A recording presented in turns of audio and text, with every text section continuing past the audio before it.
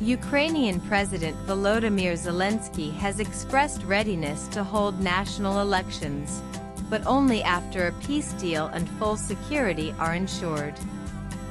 During his meeting with U.S. President Donald Trump, he emphasized the need for a nationwide truce to enable safe and democratic voting.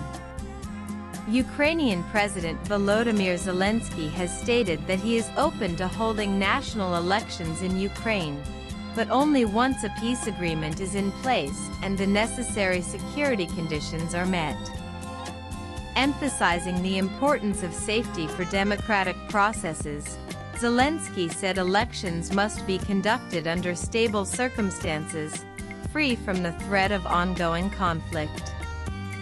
He highlighted the need for a complete ceasefire on land, in the air, and at sea to allow citizens to participate in free, fair, and legal elections without fear. Speaking during a high-stakes bilateral meeting at the White House with U.S. President Donald Trump, Zelenskyy responded to a reporter's question about elections in wartime.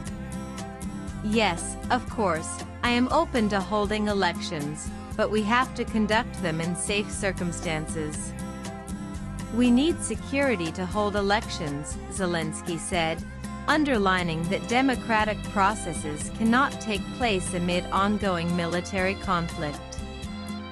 He added that a nationwide truce covering land, air, and sea would be necessary to ensure that voters and candidates can participate freely and safely. "We need a truce everywhere, in the battlefield, in the sky and the sea, to make it possible for people to do democratic, open, legal elections," the Ukrainian president said. Zelensky's comments come as Ukraine continues to endure Russian strikes, most recently an overnight attack on Kharkiv, which claimed civilian lives. Despite the ongoing violence, Zelenskyy has shown openness to pursuing a diplomatic resolution, including support for President Trump's call for a trilateral summit involving Russia, Ukraine, and the United States. During the bilateral talks, President Zelenskyy thanked his American counterpart for his efforts to bring an end to the conflict.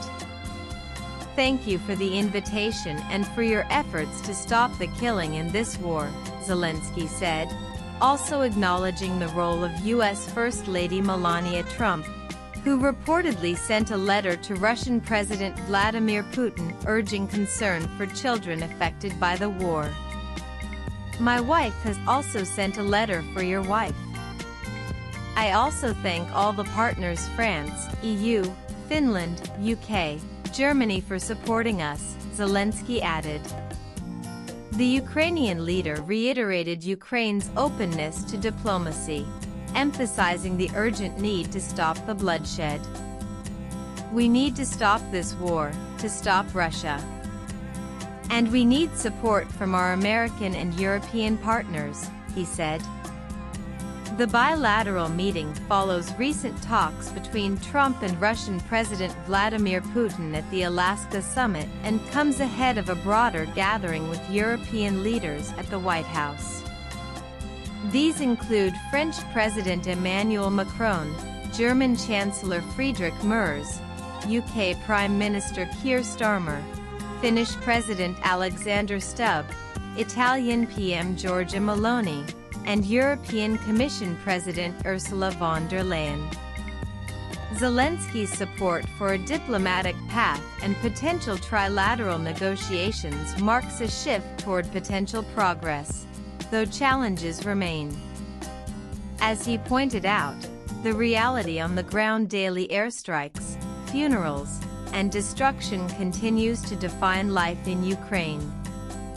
Still, the Ukrainian president's willingness to engage in a political process after peace signals a renewed commitment to democratic governance once the